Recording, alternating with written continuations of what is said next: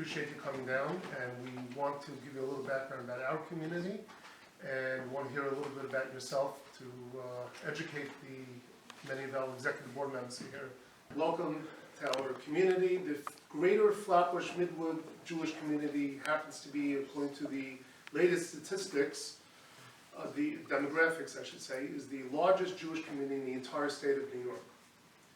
And it's geographically very large, and the amount of people living in it is very diverse, and very and a lot of students, a lot of homeowners, a lot of business owners.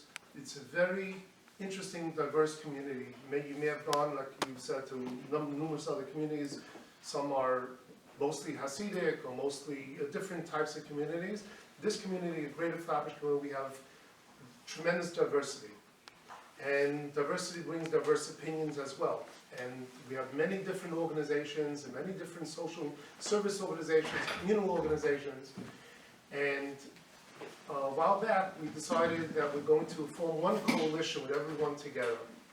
And that is the FJCC, the Flatbush Jewish Community Coalition, with Shem Lefkowitz, Costco Bennett, among the founders, and Leon Goldenberg, Peter Edwards, and many other people sitting in this room. We're among the founders, and we've accomplished a lot since we started. And we welcome you to the neighborhood, and we ask you just one thing, that we want to see more of you once you're elected, because we have a lot of very important issues that we want to add, that we want to work with you on to make this a better state for everybody.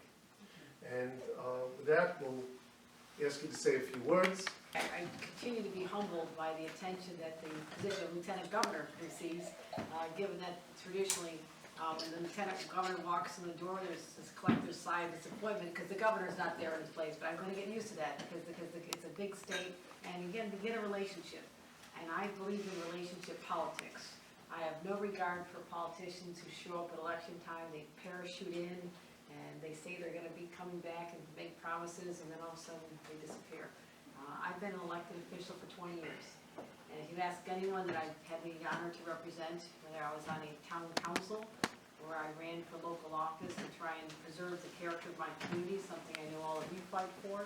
I lived in an area outside of Buffalo that was being pressured by big box stores, Walmarts, and all those stores might have been, and it was going to hurt our little community. So I decided I could do much more for my residents if I decided to stop going to the town council meetings and fighting everybody and actually running for office myself. I didn't expect to end up in elected office, but sometimes there's a passion that's triggered in you and you feel you need to step up and fight for what you believe in.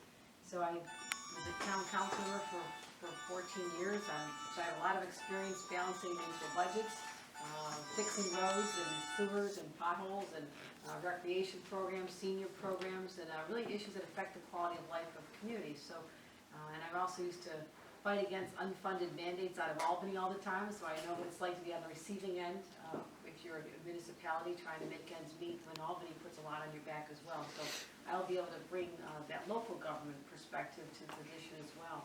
Different role than the county clerks play here, because we also ran the DMVs, which does not always make you popular because people don't like the DMV. But I was able to use my knowledge about business and bring in practices about how to run an operation that's much more customer friendly. And a lot of people supported me for other offices because I changed the whole culture of an institution like the DMV. And I can give more details how we did that later, but it was a real turnaround. And then I had the opportunity to run for Congress, as you probably figured out, I'm a Democrat. And outside of Buffalo, a couple of years ago, we had an opening for Congress when a local Republican member of Congress took his shirt off on Craigslist and got in a little bit of trouble. So I don't recommend that for long-term career planning in politics. So he left very quickly, and that's all I'll say about it. But there was an opening, and people just said not to run. They said, you're never going to win. You know, no Democrat has held that seat in those particular lines, and so don't even bother. Sometimes I just do crazy things. I had something in my head that said if I fought hard and showed people that, that there's a lot of shared values between Democrats and Republicans and what we fight for, I might have a chance. So I stepped up and ran in what was a 3-month election. And at the time that was going on, the first Tea Party budget came out of Washington. And one of the issues that they were going to, they promoted was the change in Medicare. And I had a lot of seniors in my district. And the idea that you would change the Medicare program into a voucher program and fundamentally change the guarantee of Medicare forever, I just will let that happen. So that became really a center point of our campaign, and our campaign went national, because I was the first person running for office as a Democrat after the Tea Party had taken over the Republican Congress. So I was sort of thrown into this other arena that was unexpected, and somehow we just fought hard, and I was able to get Republicans to vote for me, and Democrats and independents, and was able to win an upset election in 2011. So I served in Congress, and I had, it was such an honor. It really, truly was the highest honor of my life to be able to represent part of my district, part of my community in Congress. And what happened was, I got very close to the president, and I supported the Affordable Care Act, which was not a popular issue in my district. And if you saw the ads that were run against me when I was running for re-election 18 years later, the pictures that the president had taken of us when we were in the Rose Garden together actually became, and I was proud of those pictures, they became the cornerstone of the Republican campaign against me, that showed that in a district that was very Republican, they didn't want a Democrat who actually had a relationship with the president and who fought for health care and believed in education and social programs and giving people the dignity of a living wage. So I had core Democratic values, but they just, I lost the election by just a little less than 2%. The president lost by about 14%, so it was not a very friendly area for Democrats. But I'll tell you what I took from that. I took from that continued passion for public service, which it's a calling to me. It really is a calling. It's not a job, and I'm in a place I never thought I'd have the privilege to be in. And earlier in life, I just started sort of toward the end, but earlier I was also an attorney on Senator Daniel Moynihan's staff. He hired me in Washington, and what a privilege it was to work for such a statesman. And I have to say, it was disappointing having had the experience working on major immigration reform with the senator and major initiatives where I saw Democrats and Republicans truly come together and vote in the best interest of the country. We had tax reform done in '86, and campaign finance reform was worked on, and a lot of other initiatives. And then fast forward to my time in Congress, something broke down. And it was really hard because I love this country so much. And to see that people somehow were unable to actually talk to people on the other side of the aisle and find some common ground is very foreign to me as someone who's much more collaborative and believes in bringing people together. So there's one issue that I stood very strong on, and that was my support of Israel. And you should know that because I only had a tiny part of my population which was Jewish, and those people were very close to me. And AIPAC came in from all over the country and tried to help me get elected, and they helped me run ads, and they fought with me, and they met with me in Washington. And one of my biggest disappointments was I was preparing to take a trip to Israel, because I said, I need to go there. My husband really wanted to go too. We were planning on this trip. I said, but I have to get this through my first re-election in 2012, and right after we'll go together if I'm successful. I didn't make it. And they were so wonderful afterward, calling me saying, we want to keep you close to the community, because I took some votes that, most of my district didn't support. And I just thought, we're a democracy. Here we have one of our closest allies trying to retain the same values and the same form of government that we believe in a much more hostile area. And they deserve our support. And that's why when I was asked by the governor to be his running mate, and I knew that particularly the additional pressures and the strikes that's going on in Israel now, some people are walking from our friends. The governor taking that trip over there was an amazing statement to me. And I thought, this reconfirms to me the kind of person I'm going to be working as a partner in government with, someone who will stand with our friends through thick and thin. Loyalty is important to both of us. And there's other issues that I've worked on all my life, and education is so important to this community, I know, because we're passing on a heritage here, and we want to make sure that that's preserved, that our young people get the absolute best education possible. And perhaps there's ways that we can be helpful at the state government level with education investment tax credits that relieve some of the burden, because I know as someone who put together a lot of budgets that when children are taught in yeshiva, that's money that's not being spent to educate them in public school. We've figured it out. And so to me, there's something that's got to give here, because you're taking children, not just educating them, but giving them enlightenment and sharing values with them that they're going to to hold for the rest of their lives and pass on to their children. And that's why what we have here in Brooklyn is so worth preserving. And people are always concerned, like I said, you're going to come by and you're going to just say hello and never see them again. I'm not like that. Even when I had such a Republican district, I always showed up at all the little diners, the restaurants, the shops, and not only had they never seen a congressman in these settings before, they never saw a Democrat in these settings. But I believe that if someone honors me with their vote, there's a bond that's created. A bond that isn't just a one-way street. That I owe to them my presence, my ears, and my voice. And that when I can be an advocate for them in any way I can, I will do that. And that's what I'm offering to you today.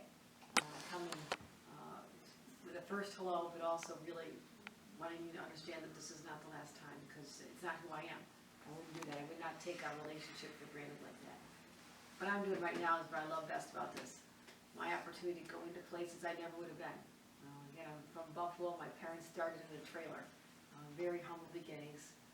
My parents, children of immigrants themselves, and life was tough in the early days, but it was an education that my father got at night when he worked at the Bethlehem steel plant that allowed him to get the skills he needed to move into another field altogether and actually end up being a very successful businessman. So I appreciate those challenges and the diversity of a place like Brooklyn, where you have people from all faiths and all backgrounds sort of blending all together. And this is really, it's an amazing slice of America right here. And there's a lot of pressure on it with all the gentrification, and depending on your point of view, I still believe that we have something that has to be treasured and protected. And that's a culture, that's a heritage that all of you continue to pass on. And I want to be your ally as you continue down that path. But I have a lot more to learn from all of you. I need to know about the communities through your eyes. And only then will I become the most effective partner to end the homo in Albany. So I humbly ask for your support. And I say I need your support. And people who are not accustomed to someone who represents their district the way I did, I'm getting knocked around the media a little bit. But when I went to Congress, Nancy Pelosi told me, she said, never forget your title. Your title is U.S. Representative. You represent your district. And now to have the opportunity to represent the entire state and all its diversity and all of its wonderness, I'm going to be the best representative I can for the entire state of New York. Thank you.